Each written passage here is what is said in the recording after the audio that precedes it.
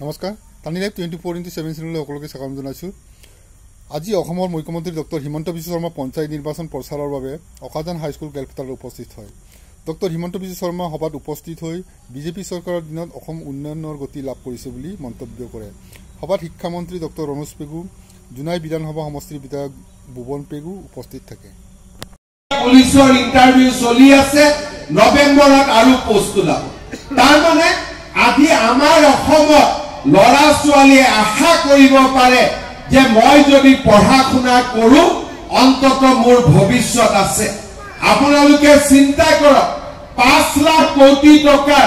যদি ইণ্ডাষ্ট্ৰী আনিবলৈ আমি অসমত সফল হওঁ, সিকিউৰিটি গাৰ্ড কৰিবৰ কাৰণে ধেমাজিৰ লৰা ছোৱালী কৰ্ণাটক অন্ধ্ৰ প্ৰদেশত যাব নালাগে, সকলোৰে ঘৰৰ লৰা মই অসমলৈ উভতাই লৈ আহিব পাৰিম, এই বিশ্বাস মোৰ আছে।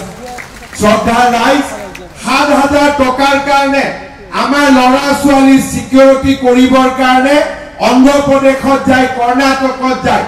যদি কোনোবা লৰাৰ মৃত্যু হয়, মৃতদেহটো ঘূৰি আহিব নোৱাৰে, 1 লাখ টকা পাবৰ কাৰণে চাকৰিত যাওক। এতিয়া আমিয়ে চিন্তা কৰিছো লৰা ছোৱালীক জাপানত পঠাবৰ বাবে জাপানী ভাষা আমি শিকাম, জাপানত 2 লাখ টকা মাহত দৰমহা পাব, তাত যাওক। কিন্তু 7,000 টকাৰ কাৰণে চাকৰি কৰিব গলে ঘৰত মাক বাপেককে পইচা দিব নে সিয়ে ভাল কৰি খাব পাৰিব? আজি অসমত আমি যদি এই 5 লাখ কোটি টকাৰ উদ্যোগ বনাব পাৰো, লাহে লাহে অসমত উদ্যোগৰ পৰিৱেশ সৃষ্টি হ'ব। কোনো মাকৰ পেটৰ লৰা ছোৱালী কৰ্ণাটক হায়দৰাবাদত 7,000 টকাৰ কাৰণে চাকৰি কৰিব যাব নালাগে, সকলো লৰাক আমি অসমলৈ ধেমাজিলৈ উভতাই আনিব পাৰিম। আজি 5 বছৰত, যোৱা 4টা বছৰত সেই আত্মবিশ্বাসৰ মাজেৰে আমি কাম কৰিছো আৰু লাহে লাহে আপোনালোকে দেখিছে আমাৰ ৰাজ্যৰ পৰিৱেশ কেনেকুৱা হ'ল। কংগ্ৰেছৰ দিনত পাৰৰ বাঁহৰ দৰে অংগনবাদী কেন্দ্ৰ হৈছিলে, আজি আমাৰ দিনত হোৱা অংগনবাদী কেন্দ্ৰ আপোনালোকে পাৰ্থক্য চাব। প্ৰত্যেকখন হাইস্কুলতে আজি মই লাহে লাহে 8 কোটিকৈ টকা দিছো, যাতে আমাৰ প্ৰত্যেকখন হাইস্কুল ডন বস্কো সেন্ট মেৰিজতকৈও ধুনীয়া হ'ব পাৰে, আমাৰ স্কুলবিলাক আটাইতকৈ জাকত জিলিকা হ'ব পাৰে। শ্ৰদ্ধাৰ ৰাইজ, এই ধৰণৰ কামেৰে আমি আমাৰ ৰাজ্যখনক শুৱনি কৰিব খুজিছো, আগুৱাই লৈ যাব খুজিছো আৰু আমাৰ ৰাজ্যখনক অসমৰ ভিতৰতে এখন, ভাৰতৰ ভিতৰতে এখন শ্ৰেষ্ঠতম ৰাজ্যলৈ আমি ৰূপান্তৰ কৰিব খুজিছো। আজি কংগ্ৰেছক চাব, কংগ্ৰেছে দেখিলেই তেওঁলোকৰ খং যে বিজেপিয়ে অৰুণোদয় কিয় দিছে। আৰে বিজেপিয়ে অৰুণোদয় কিয় দিছে? বিজেপিয়ে টকা খোৱা নাই নহয়, দুখীয়া মানুহক অৰুণোদয় প্ৰয়োজন আছে কাৰণে আমি অৰুণোদয় দিছো। অৰুণোদয় দৰকাৰ আছে নে নাই আপোনালোকে কওক,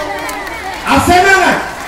কালি যদি কংগ্ৰেছ চৰকাৰ আহিলে অৰুণোদয় বন্ধ কৰি দিয়ে বা মই যদি অৰুণোদয় বন্ধ কৰি দিওঁ, আপোনালোকে ভাল পাব নেকি? ভাল পাব নে বেয়া পাব? ভাল পাব নে বেয়া পাব? ডাঙৰ কৰি কওক।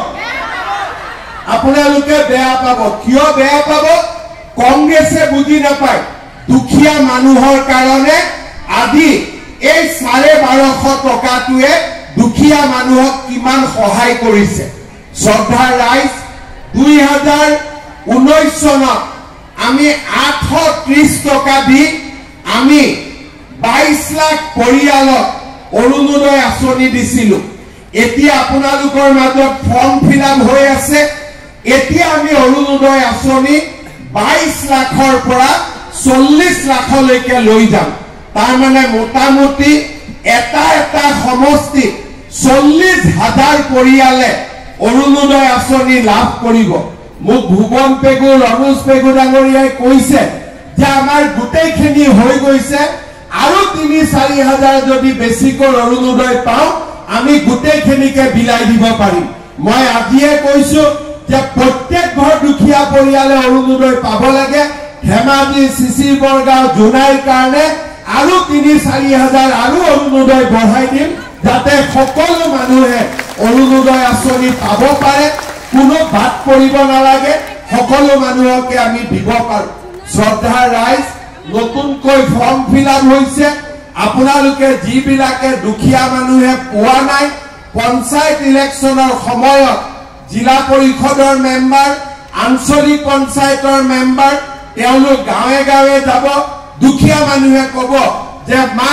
মোৰ অৰুণোদয়ত নাম অহা নাই বাবা মোৰ অৰুণোদয়ত নাম অহা নাই ধুনীয়াকৈ ডায়েৰীত নাম লিখি ল'ব আৰু ইলেকশ্যনৰ পিছতে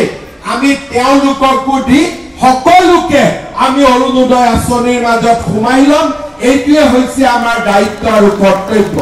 মই আমাৰ যিসকল ইলেকশ্যনত উঠিছে তেওঁলোকক মই অনুৰোধ কৰিম গাঁৱত যেতিয়া আমি যাম কোনোবা বিধৱা মানুহ দেখা পাম মইতো মুখ্যমন্ত্ৰী চব গাঁৱততো যাব নোৱাৰো কিন্তু আমাৰ প্ৰাৰ্থীসকল গাঁৱত যাব আপোনালোকৰ মাজত যাব কোনোবা দুখীয়া মানুহে অৰুণোদয় পোৱা নাই কোনোবা বিধৱা মানুহে অৰুণোদয় পোৱা নাই কোনোবা বিয়া নোহোৱা ছোৱালীয়ে অৰুণোদয় পোৱা নাই এইবাৰ দুখীয়া মানুহে অৰুণোদয় পোৱা নাই এইবাৰ সকলোৰে নাম লিখি লৈ আহিব যেতিয়া আমি জুন মাহত নতুন অৰুণোদয় দিম সকলো মানুহে যাতে এইবাৰ অৰুণোদয় পাব পাৰে দুখীয়া মানুহ যাতে কোনো অৰুণোদয়ৰ পৰা বাদ পৰি যাব নালাগে শ্ৰদ্ধা ৰাইজ আপোনালোকে চিন্তা কৰক যোৱা লোকসভা ইলেকশ্যনৰ সময়ত মই কৈ গৈছিলো যে ঘৰ পাবৰ কাৰণে যি জিঅ' টেগিং আছে এইবাৰ মই আত্মসহায়ক গোট জীৱিকা সখী দি জিঅ' টেগিং কৰা এইবাৰ জিঅ' টেগিং হ'ল নে নাই ভাল কৰি আপোনালোকে কওক আগতকৈ ভাল হ'ল নে নাই এতিয়া ইমানটোলৈকে আমি নিয়ম কৰিব খুজিছো যে যিবিলাকৰ নাম কিবা কাৰণত জীৱিকা সখী বাইদেউসকলেও লোৱা নাই এতিয়া আমি আপোনালোকক এটা সুবিধা দিম নিজৰ ঘৰৰ জিঅ' টেগিং যাতে নিজে আপোনালোকে কৰি দিব পাৰে কাৰো ওচৰত হাত পাতিব নালাগে তাৰমানে এইবাৰ মই অৰুণোদয় সকলোকে দিয়াৰ কাম সম্পূৰ্ণ কৰিম দ্বিতীয়তে ঘৰৰ যাতে লিষ্টত আমাৰ প্ৰতিগৰাকী আগতে নোপোৱা মানুহৰ ঘৰ আহিব পাৰে দুখীয়া মানুহৰ নাম ঘৰৰ লিষ্টত সোমাব পাৰে এমপি ইলেকশ্যনৰ সময়ত মই কৈ গৈছিলো অসমৰ কতো নাই আগতে কমপ্লেইন আছিলে জিঅ' টেগিং ললে টকা দিব লাগে 10,000 দিব লাগে 15,000 দিব লাগে 20,000 দিব লাগে এইবাৰ জিঅ' টেগিং মোটামুটি বিনা পইচাত হ'ল নে নাই এইবাৰ জিঅ' টেগিং হৈছে নে নাই কৰবাত যদি কোনোবাই চাহ একাপ খাইছে বেলেগ কথা কিন্তু পইচা ল'বতো কোনেও সাহ কৰা নাই কৰিছে নেকি অৰ্থাৎ লাহে লাহে আমি অসমখনৰ পৰিৱৰ্তন কৰি আনি আছো শ্ৰদ্ধা ৰাইজ এইবাৰ আমি আৰু কেইটামান নতুন কাম কৰিব খুজিছো যোৱা এপ্ৰিল মাহৰ 1 তাৰিখৰ পৰা ইলেক্ট্ৰিচিটি বিলৰ দাম মই 1 টকা কমাই দিছো এইবাৰ যেতিয়া ইলেক্ট্ৰিচিটিৰ বিল আহিব আগতকৈ 1 টকা আপোনালোকৰ দাম কমি আহিব নৱেম্বৰ মাহত অক্টোবৰ মাহত যদি ভগৱানে মোক সহায় কৰে মোৰ মনত ইচ্ছা আছে ইলেক্ট্ৰিচিটিৰ দাম আৰু 1 টকা কমাই দিবৰ কাৰণে যাতে দুখীয়া মানুহে ইলেক্ট্ৰিচিটিৰ বিল দিয়াটো সহায় পাব পাৰে শ্ৰদ্ধা ৰাইজ মহিলাসকলে মোক সোধে 10,000 টকাটো মামা কেতিয়া দিব এইটো এটা চিন্তা হৈ আছে হয়নে নহয় আছে না নাই চিন্তা এতিয়া আপোনালোকে এইটো কথা মোক নুসুধিব 10,000 টকা বিহালীত দি আমি আৰম্ভ কৰি দিছো ভুৱন পেগু ৰনুজ পেগু প্ৰধান বৰুৱাই যিদিনাখনে দিন দিয়ে সেইদিনাখনে আহি মই ইয়াত দি থৈ যাম মোৰ কোনো আপত্তি নাই মোৰ ফালৰ পৰা এতিয়া সব ক্লিয়াৰ হৈ গৈছে এতিয়া মাত্ৰ ভুৱন কেতিয়া দিবি এটা ডেট দিছে না হা এটা আপোনালোকে কোন তাৰিখে লাগে আপোনালোকে কওক ডেট এটা বানপানীৰ আগত লাগে নে পিছত লাগে আপোনালোকক বিহালীত যেনেকে পালে তেনেকে ভুৱন পেগু ৰনুজ পেগু প্ৰধান বৰুৱাৰ লগত মই আলোচনা কৰিম 3খন মিটিং হ'ব এখন ধেমাজিত এখন আমাৰ চিলাপথাৰত এখন আমাৰ জুনাইত আৰু এই তিনিখন মিটিং কৰি মে মাহ নহলেও জুন মাহৰ ভিতৰত আপোনালোকক 10,000 টকাটো মই ক্লিয়াৰ কৰি দিম হ'ব এতিয়া আকৌ কোনোবাই ৰেকৰ্ড কৰি লওক জুনৰ ভিতৰত দিম বুলি কৈছো তেতিয়াহে মোৰ মনত পেলাই দিব পাৰিব হয়নে নহয়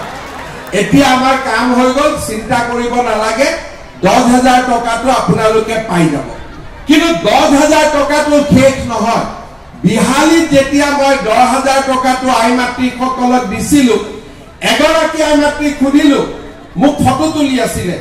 মাজনী আই মাতৃ ফটোটো নুঠিলে তেতিয়া মই কলো কি মোবাইলটো বেয়া নেকি বোলে মামা মোবাইলটো বেয়া 10,000 টকাটো আজি লম নহয় নতুন মোবাইল এটা কিনিম এতিয়া কথাটো হল মোবাইল কিনিব নালাগে ঠিক আছে ভগৱানে যদি কেতিয়াবা মোক শক্তি দি আপোনালোকক মই চৰকাৰৰ পৰা ফ্ৰী মোবাইল এটা দি দিম কেতিয়াবালৈকে এতিয়াই কোৱা নাই লাহেকে কিন্তু এই 10,000 টকাটো আমি যোনদিনাখন পাম কংগ্ৰেছৰ মানুহবিলাকে বিহালীত উলিয়াইছিলে যে মামা এনে কৈছে 10,000 নিদিয়ে মই 10,000 দি দিলো এবাৰ ইলেকশ্যনত কংগ্ৰেছে তাতে ইলেকশ্যনে নেখেলিলে সব বিজেপি আনকণ্টেষ্ট জিকি গ'ল কাৰণ প্ৰচাৰ বেছি কৰি আছিলে মই নিদিও বুলি আৰু মই যি কওঁ আজিলৈকে প্ৰত্যেকটো কথা ৰাখি আহিছো নে নাই গতিকে এতিয়া আপোনালোকক মই এটা অনুৰোধ কৰিম 10,000টো পাবই 10,000টোৰ কাৰণে মই একো কোৱা নাই কিন্তু 10,000ত মই শেষ নকৰো 10,000 যিসকলে ভাল কৰি খৰচ কৰিব মই আজি আপোনালোকক প্ৰতিশ্ৰুতি দিছো তেওঁলোকক এনেকৈ মই আৰু 25,000 টকা দিম আৰু 10,000 টকাটো খালি আপোনালোকে মোবাইলত খৰচ নকৰিব স্বামীৰ ব্যৱসায়ত খৰচ কৰক ঘৰত গাহৰি পালন কৰক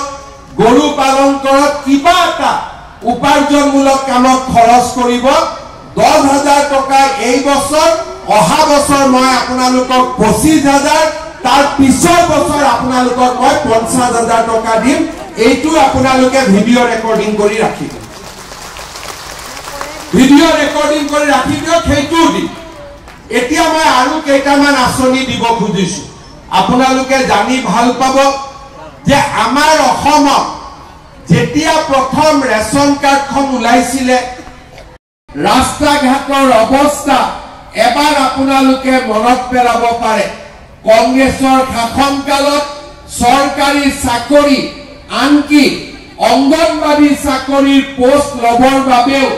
লাখ লাখ টকা ঘোষ দিবলগীয়া হৈছিল উন্নয়নমূলক কোনো আঁচনি নাছিল আৰু কংগ্ৰেছৰ ৰাজনীতি কেৱল মাত্ৰ ধুতি লুঙি খুটা আৰু আঁঠুৱাৰ মাজতে সীমাবদ্ধ আছিল কংগ্ৰেছ চৰকাৰ মানে এটাই আমি বুজিছিলো যে কংগ্ৰেছ চৰকাৰ মানে ৰাস্তা ঘাট মেডিকেল কলেজ স্কুল কলেজ নহয় কংগ্ৰেছ চৰকাৰ মানে লুঙি ধুতি খুটা আৰু আঁঠুৱা আজি সেই পৰিৱেশ সলনি হৈছে আজি আমাৰ আই মাতৃসকলে ধুতিৰ কাৰণে খুটাৰ কাৰণে লুঙিৰ কাৰণে আঁঠুৱাৰ কাৰণে লাইন পাতিব নালাগে বেংকত প্ৰতি মাহৰ 10 তাৰিখে আহি অৰুণোদয় কাৰো ওচৰত হাত নপতাকৈ নিজে নিজে আহি বেংকত সোমাই আইসকলে গৈ কংগ্ৰেছৰ দালালৰ ঘৰত লাইন পাতিব নালাগে আজি আপোনালোকে মনত পেলাওক কংগ্ৰেছৰ দিনত কোনটো আঁচনি আছিল আজি যে কংগ্ৰেছৰ মানুহবিলাক ইলেকশ্যনত উঠিছে আপোনালোকে কংগ্ৰেছৰ মানুহক সুধিব তোমালোকৰ দিনত কলেজত এডমিশন বিনামূলীয়া আছিল নাছিলে মেট্ৰিকত ফৰ্ম ফিল আপ কৰোঁতে টকা লাগিছিলে নাই লাগিছিলে তোমালোকৰ দিনত নিযুত মইনা আছিলে নাছিলে তোমালোকৰ দিনত অৰুণোদয় আছিলে নাছিলে মুখ্যমন্ত্ৰী ডাঙৰীয়া যে সাধাৰণ মানুহক চাকৰি খোৱা মানুহক গ্ৰাম্য অঞ্চলৰ মানুহক স্পৰ্শ কৰা তেখেতসকলৰ জীৱনটোত অলপ হ'লেও প্ৰভাৱ পেলাই উন্নতিৰ ফালে নিব পৰাকৈ যিখিনি আঁচনি গ্ৰহণ কৰিছে মই ভাবোঁ যে আপোনালোকে নিজেই লক্ষ্য কৰিছোঁ যে এই আঁচনিবোৰৰ প্ৰভাৱ চাবলৈ গ'লে মই এটা বস্তু লক্ষ্য কৰিছোঁ জনগণ তাৰমানে এইবাৰ একদম গাঁও পৰ্যায়ৰ পৰা জনগণ এইখন চৰকাৰৰ লগত আছে। ভাৰতীয় জনতা পাৰ্টি, সমৃদ্ধ গণশক্তি, অসম গণ পৰিষদ, আমাৰ যিখিনি মিত্ৰজোঁট আছে সকলোৰে এইবাৰ মই চাইছোঁ যে হয়তো স্বতঃস্ফূৰ্তভাৱে জনগণ ওলাই আহিছে। আৰু এইবাৰ আপোনালোকে এইখিনি লক্ষ্য কৰে যেনেকৈ জনগণে আজি চাবলৈ 21 তাৰিখ আৰু 10 দিনৰ পাছত ইলেকশ্যন আছে, 12 দিনৰ পাছত। এতিয়া আপোনালোকে যদি এনেকৈ এইখিনি মানুহ ঘূৰি গৈ 40,000তকৈ অধিক মানুহ এতিয়া ঘূৰি গৈ গাঁৱে গাঁৱে যেতিয়া আৰু 10 দিন প্ৰচাৰ চলিব, মুখ্যমন্ত্ৰী যিখিনি কথা মানুহক আপোনাৰ অৰুণোদয়ৰ পৰা আৰম্ভ কৰি চাউল একদম বিনামূলীয়া চাউলৰ পৰা আৰম্ভ কৰি আপোনাৰ 5 লাখ টকা চিকিৎসা সাহায্য ফ্ৰী যিটো আপোনাৰ আয়ুষ্মান ভাৰতৰ পৰা আৰম্ভ কৰি চাবলৈ গ'লে 1 টকাৰ এই নিযুত মইনাৰ পৰা আৰম্ভ কৰি এতিয়া 10,000কে যোনটো ভৰাই দিয়াৰ কথা কৈছে, এইটো জুন মাহৰ দিয়াত সি আমাক প্ৰদান কৰাৰ কথা ঘোষণা কৰিছে। কেনেকুৱা জনগণ অতি ভাল পাইছে। তাৰ উপৰিঞ্চি যিখিনি ইয়াত মথাউৰি বানমুক্ত কৰাৰ কাৰণে যিখিনি পদক্ষেপ গ্ৰহণ কৰিছে 400 কোটিতকৈও অধিক যোৱা 4 বছৰত খৰচ কৰি যোনটো বানমুক্ত কৰাৰ কাৰণে জীয়াদল, ঘাই নদী, ব্ৰহ্মপুত্ৰ দাই গোটেই জোনাই তেনেকৈ আঁচনি আছে, 4 লেন হৈ আছে। মথাউৰিৰ ওপৰত ইয়াৰ পৰা একদম মাজুলীলৈকে ৰাস্তা হৈ গৈছে, মাজুলীৰ দলংবোৰ নিৰ্মাণ হৈ আছে, আমাৰ অঞ্চলৰ ডেভেলপমেণ্টবোৰ যেনেকৈ হৈ আছে। মই ভাবোঁ যে জনগণ এইবাৰ বেলেগ পাৰ্টি কাকো নাচাই চিধা কথা এই আমাৰ ভাৰতীয় জনতা পাৰ্টি, গণশক্তি, অসম গণ পৰিষদ আৰু মিত্ৰজোঁটৰ যি পাৰ্টি য'তেই হওক যি প্ৰাৰ্থী আছে, আমাৰ জিলা পৰিষদৰ প্ৰাৰ্থী, আঞ্চলিক পঞ্চায়তৰ প্ৰাৰ্থী আৰু গ্ৰাছৰুট লেভেলতো আমাৰ যিখিনি সমৰ্থিত আমাৰ যিখিনি ৱাৰ্ড মেম্বাৰ খেলিছে সকলোকে 100% জয়যুক্ত কৰিব বুলি আশা ৰাখিছে। আৰু পুনৰবাৰ আজি এনেকৈ হিলদল ভাঙি মুখ্যমন্ত্ৰীক ধন্যবাদ দিয়াৰ কাৰণে আৰু মুখ্যমন্ত্ৰীক আশীৰ্বাদ দিয়াৰ কাৰণে তেখেতে যিটো জোৰত যোৱা 4 বছৰ অসমক নেতৃত্ব দিছে আৰু জোৰ পাওক আৰু উৎসাহেৰে ভালকৈ নেতৃত্ব দিয়ক, তাক আশীৰ্বাদ দিয়াৰ কাৰণে জনগণক মই ধেমাজিবাসী ৰাইজক পুনৰবাৰ ধন্যবাদ দিছোঁ।